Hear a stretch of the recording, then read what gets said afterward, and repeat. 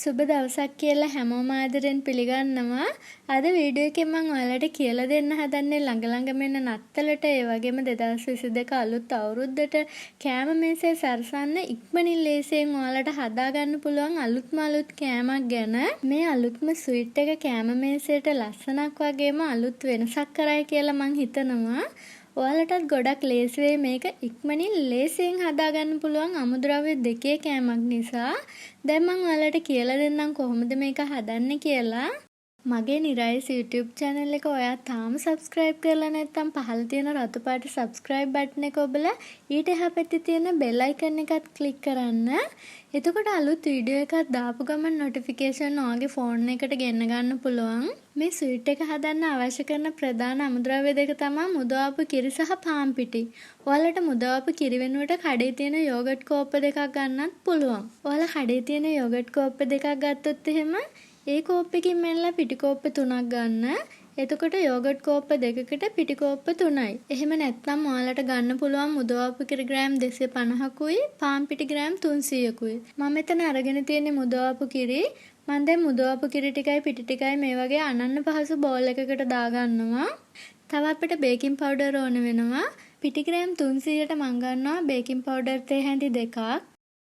Baking powder වලිනුත් තේ හැඳි දෙකක් දාගන්නවා. දාලා මම මේක හොඳට හැන්දෙන් කලවම් කරන්න ගන්නවා. ඔයාලා ඩෝ එක අතින් අල්ලන්න ඕනේ නැහැ. මේ හැන්දෙන්ම අනන්න පුළුවන්.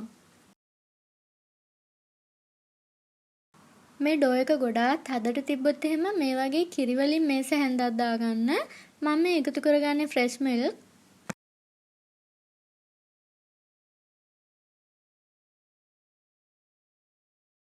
මේ බලන්න මෙන්න මේ පදමට අනා ගන්න ඕනේ.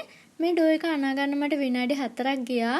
ඔයාලගේ අතට ඩෝ එක අනන්න ගොඩාක් අමාරු තිබ්බොත් එහෙම ඔයාලා ෆ්‍රෙෂ් මිල්ක් වලින් මේස හැන්දක් හෝ දෙකක් එකතු කරගන්න. දැන් මම මේක පිඟානකින් වහලා විනාඩි 10ක් තියනවා.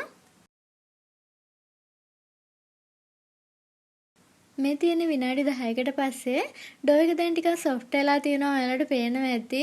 දැන් මම මේ වගේ වීදුරුවක් අරගෙන ඒකට මේ වගේ ප්ලාස්ටික් බෑග් එකක් දාගන්නවා. දාලා මේ ඩෝ එකෙන් කොටසක් මම මේ ප්ලාස්ටික් බෑග් එකට දාගන්නවා.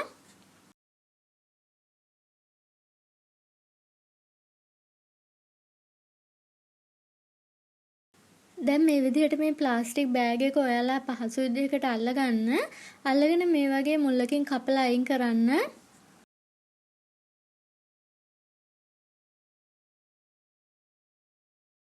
ඩෝ එක ප්ලාස්ටික් බෑග් එකට දාගන්න කලින් ඔයාලට පුළුවන් නම් මේ වගේ තෙල් ටික ලිපේ තියලා ඉන්න. මේ වගේ පහසු තාච්චියක් ගන්න. දැන් බලාගන්න මම මේක කරන්නේ කොහොමද කියලා. ඩෝ එකෙන් පොඩ්ඩක් මිරිකලා මම එක හා සමාන කොටස් මේ කතුරෙන් කපලා මේ තෙල් එකට දාගන්නවා.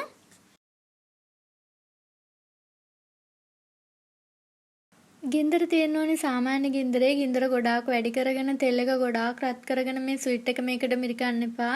එහෙම වුණොත් එහෙම මේක ඉක්මනට පිච්චිලා යනවා. මෙන්න මේ වගේ රන්වන් පාට වෙනකම් බැද ගන්න. ඔයාලට මේක තව චුට්ටක් පාට වෙනකම් තියාගන්නත් පුළුවන්. මම දැන් මේ විදිහට මේ ටික අයින් කරගන්නවා. ඔයාලට මම දැන් තව එකක් පෙන්නන්නම්. මේ බලන්න මෙන්න මේ විදිහට තමයි ඩෝ එක මිරිකලා කපන්නේ.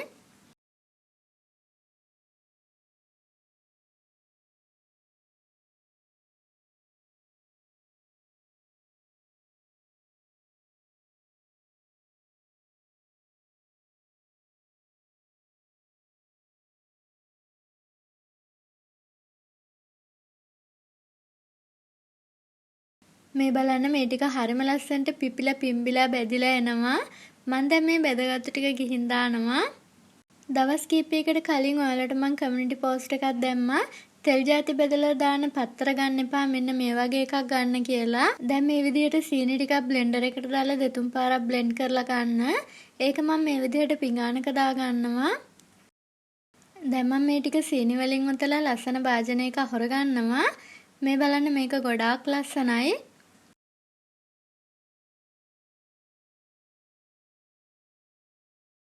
ඉතින් මේ ටික හදාගන්න මට විනාඩි 20ක්වත් ගියේ නෑ. ඔයාලටත් පුළුවන් මේක ඉක්මනින් ලේසියෙන් තේ වේලාවකට උනත් හදන්න. වීඩියෝ එකට කැමති නම් ලයික් කරන්න. ඔයාලට ප්‍රශ්න තියෙනවා නම් හරි මේක හදලා රසට ආවා නම් හරි මට කමෙන්ට් තීරුවේ කමෙන්ට් එකක් දාන්න. වීඩියෝ එක පල්ලෙහා තියෙන ෂෙයා කියන ඔප්ෂන් එක ක්ලික් කරලා ඔයාලට පුළුවනි Facebook එකේ යාළුවොත් එක්ක ෂෙයා කරන්න. ඉතින් තවත් වටිනා වීඩියෝ එකකින් හමු වෙමු. ඔයාලා හැමෝටම ස්තුතියි.